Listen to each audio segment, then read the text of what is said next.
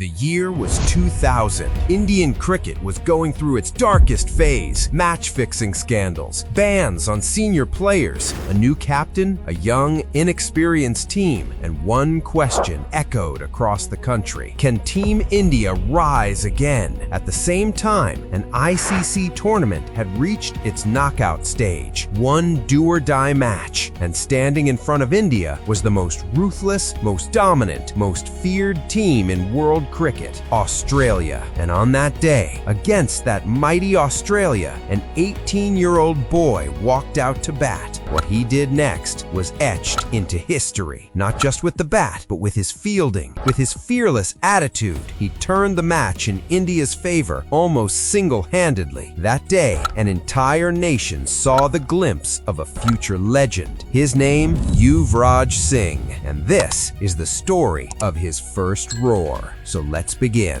In 2000, Indian cricket was fighting for survival. The match-fixing controversy had shaken the foundation of the team. Players like Mohammad Azharuddin and Ajay Jadeja were banned. Fans were losing faith. Trust was breaking. And in that chaos, the responsibility of rebuilding Indian cricket was handed to one man, Sourav Ganguly. A new leader, a new mindset. Young blood entered the team. Zaheer Khan, Yuvraj Singh. With this young, untested squad, India walked into the knockout match of the ICC Champions Trophy. And the opposition? Steve Waugh's Australia, a team that was beaten only in dreams. Australia won the toss, and Steve Waugh chose to bowl first. Glenn McGrath, Brett Lee, Jason Gillespie, Shane Lee, a bowling attack that terrified the best in the world. Walking out to face them, Sachin Tendulkar, Sourav Ganguly. Back then, it was said the team surrendered to Australia even before the match began, but not on this day. India chose counterattack.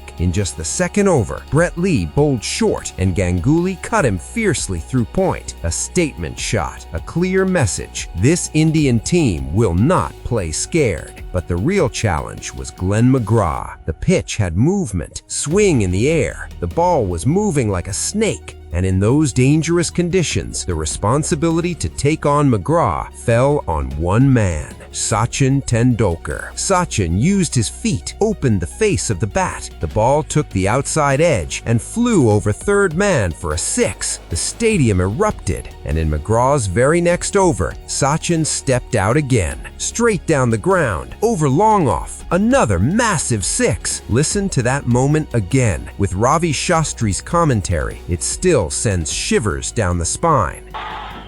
Down the tack and hammered down the ground. That's a tremendous blow for six. Not an easy shot to play, but Tendulkar has executed that shot perfectly. Then, the very next ball, Sachin charged forward, drove through mid-off, a pristine boundary. McGrath was stunned. The same Australian team that never missed chances now started fumbling in the field, balls slipping through fingers. This was pressure, and Indian cricket had finally begun to fight back.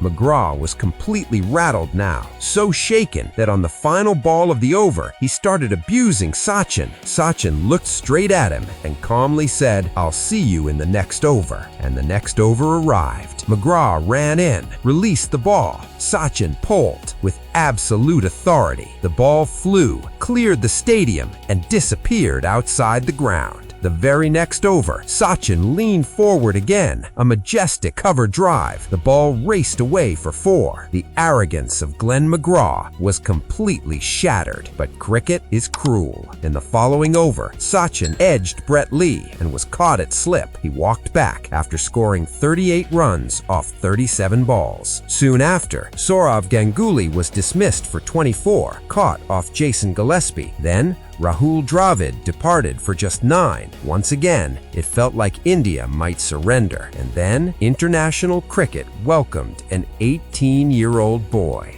Yuvraj Singh. First ball pressure, but no fear. He announced himself with a crisp, straight drive for 4, a clear message: I'm not here to survive. Next came a powerful pull shot, another boundary. India crossed 100. At the other end, Vinod Kambli was batting well. Yuvraj flicked Gillespie beautifully for his 3rd boundary. Watching him bat, you would never believe he was just 18. In a short span, he showcased everything: straight drive, pull shot, flick, pure confidence. Kambli was dismissed for 29. India stood at 130 with 4 wickets down, still fragile, but Yuvraj was growing stronger with every ball. He cut fiercely for 4, then lofted one over long on for another boundary, another elegant flick, and then a glorious straight drive. 50, his maiden international half-century. 47 balls, against McGrath, against Brett Lee, against Gillespie, an 18-year-old answering the fiercest bowling attack in the world. Yuvraj came in the 19th over and batted all the way till the 47th. 84 runs off 80 balls. The aggression, the courage, the intent. He was finally dismissed by Shane Lee on 84. The century slipped away, but what he had done was unforgettable. Against that terrifying Australia, he had stared them in the eyes and attacked. On the very last ball, Venkesh Prasad smashed a 6. India finished on 265.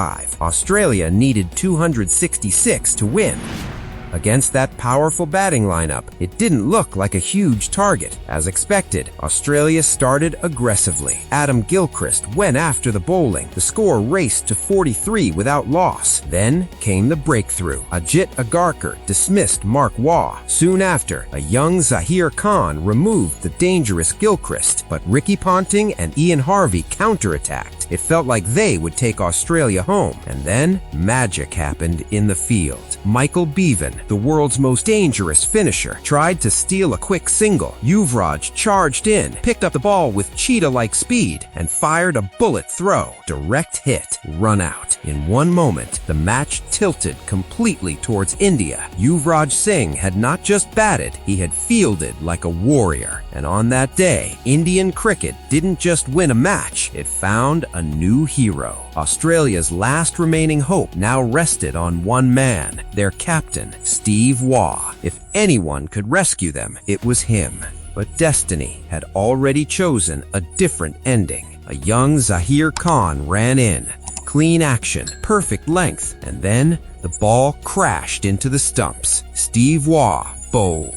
That moment sealed it. Australia collapsed soon after. All out for 245. India had done the unthinkable. They won the match by 20 runs. This wasn't just a victory. This was a warning, a message to the cricketing world that a young Indian team had arrived and the future was going to be fearless. For his fearless batting, for his match-turning fielding, for changing the course of the game single-handedly, Yuvraj Singh was awarded Man of the Match. That day was his beginning, the first roar of a lion, the same lion who would later go on to win 2 World Cups for India. So friends, this was the story of Yuvraj Singh's first roar. How many marks out of 10 would you give this iconic performance? Tell us in the comments. If you enjoyed the story, like the video and subscribe to the channel, because the next story is going to be even more special.